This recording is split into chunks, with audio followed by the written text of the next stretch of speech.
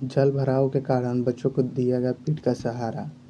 ये वीडियो है पंजाब का मोगा जिले का, जिसमें मंगलवार को सुबह बहुत तेज़ बारिश हुई, जिसके कारण एक सड़क डूब गई तथा वो बीच से टूट गई, जिसके कारण स्कूल से बच्चे आते हुए फंस गए।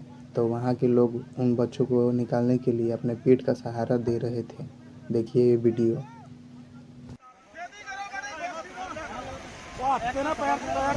पैर मुरे देख के तो हाथ से ना धरदी पैर हाथ फड़ लिया करो मेरा ਇਹਦਾ ਬੈਕ ਸਾਈਡ ਦੇ ਉੱਪਰ ਹੱਥ ਫੜ ਲਿਆ ਨਾਲ ਤੇ ਬਹੁਤ ਔਖਾ ਆ ਜਾ ਲੰਗਾ ਭਾਈ ਹੱਥ ਤੇ ਨਾ ਪੈਰ ਧਰਦੀ ਚੰਗਾ ਚੱਲ ਚਲੋ ਜੀ ਆ ਫੜ ਲੋ ਇਹਦਾ ਬੰਦ ਧੌਣ ਨੀਵੀਂ ਕਰ ਮੜੀ